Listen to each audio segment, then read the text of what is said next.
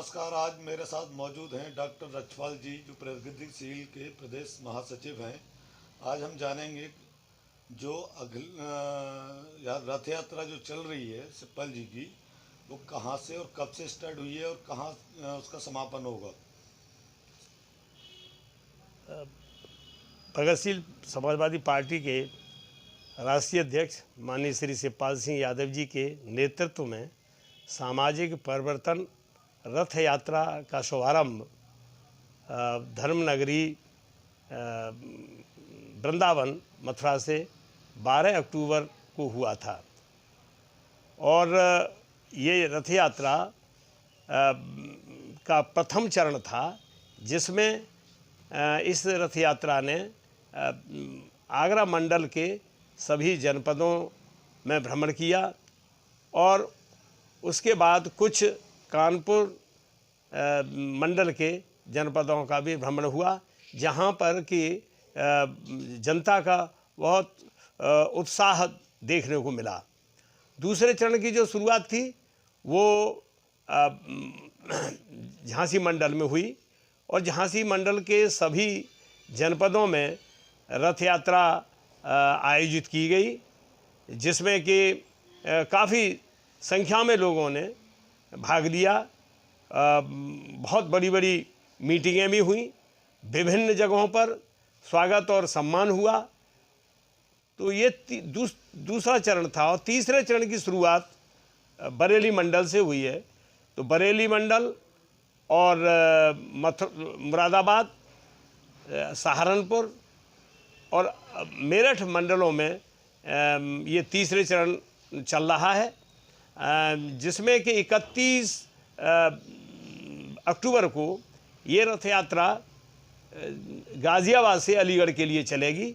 और अलीगढ़ के प्रगतिशील समाजवादी पार्टी के कार्यकर्ता और जनता इस रथ यात्रा का स्वागत, जो अलीगढ़ और की सीमा में गभाना टोल स्थित है, वहाँ पर उसका स्वागत और सम्मान किया जाएगा। सर, 2022 के चुनाव की जो रणनीति होगी पार्टी की, वो किस तरीके की होगी? देखिए, वैसे तो रणनीति तो स्पष्ट है कि प्रगतिशील समाजवादी पार्टी निश्चित तौर पर, और कई बार हमारे राष्ट्रीय अध्यक्ष जी माननीय शिवपाल सिंह यादव जी ये कह चुके हैं कि वे एक भाजपा विरोधी जितनी भी पार्टियां हैं उनको एक मंच पर लाने की बात हमारे राष्ट्रीय अध्यक्ष जी करते रहे हैं। और आज भी वो यही चाहते हैं कि भाजपा को हराने के लिए सभी विरोधी दलों को एकजुट होना पड़ेगा, तभी हम भाजपा को हरा सकते हैं। और इसके लिए हमारे राष्ट्रीय अध्यक्ष जी से विभिन्न दलों के अन्य जो नेतागण हैं वो भी मिलते रहें, लेकिन अभी तक किसी कंक्लूजन पर नहीं पहुँचे। लेकिन पूरी आशा है और विश्वास है कि ये जो विरोधी दलों का जो आपस का सामंजस्य है, मैं समझता हूँ कि इस नवंबर महीने में बन सकता है। सर, अभी समाजवादी पार्टी से गठबंधन नहीं हुआ है और इसमें बार बार लगातार प्रयास किया जा रहा है, इसके विषय में क्या कहना चाहिए? नहीं, हम तो चाहते ही हैं, हमारे राष्ट्रीय अध्यक्ष जी बार बार कह चुके हैं कि वो भाजपा को हराने के लिए हम समाजवादी पार्टी के साथ अपना गठबंधन बनाना चाहते हैं, सामंजस्य बनाना चाहते हैं। और क्योंकि समाजवादी पार्टी एक बड़ी पार्टी है और विकल्प के रूप में है वो आज हमारे सामने, लेकिन अकेली समाजवादी पार्टी भाजपा को हरा सकेगी, इसमें संदेह है। जब तक सभी पार्टियां नहीं मिलेंगी और ख़ास तौर से प्रगतिशील समाजवादी पार्टी से जब तक सपा का गठबंधन सामंजस्य नहीं होगा, तब तक उस भाजपा को हराना आसान नहीं है।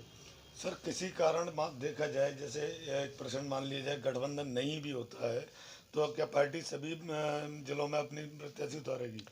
हाँ, यदि गठबंधन की स्थिति नहीं बनती है तो पार्टी के पास इसके अलावा कोई दूसरा ऑप्शन नहीं होगा, क्योंकि हमारे पार्टी का सभी 75 जनपदों में अपना संगठन मौजूद है और संगठन बेहतरीन तरीके से काम भी कर रहा है। और आप जानते हैं कि जिस पार्टी का संगठन अच्छा होता है वही पार्टी जीती है।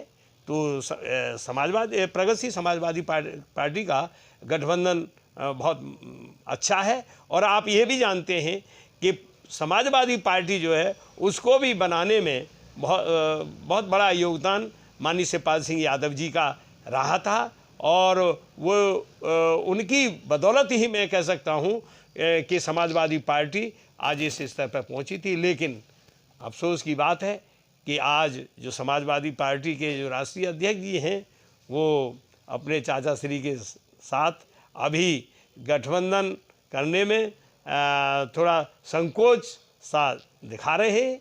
लेकिन यदि गठबंधन न हुआ, सामंजस्य न बना समाजवादी पार्टी के साथ, तो निश्चित रूप से प्रगतिशील समाजवादी पार्टी सारी सीटों पर, जो प्रदेश की सारी सीटें हैं, उन पर अपने कैंडिडेट खड़ा करेगी और जीत भी हासिल करेंगे। सर, दीपावली के त्यौहार को लेकर देशवासियों को किस तरीके की बधाई देना चाहेंगे? मैं प्रगतिशील समाजवादी पार्टी की ओर से आपके चैनल और आपके सभी परिवारीजन और समाज के सभी लोगों को बहुत बहुत बधाई देना चाहता हूं और ईश्वर से कामना ये करता हूं कि वह हमारे समाज में, हमारे देश में एक शांतिपूर्ण माहौल का सृजन करे तथा हमारे समाज का सौहार्द और सद्भाव बना रहे।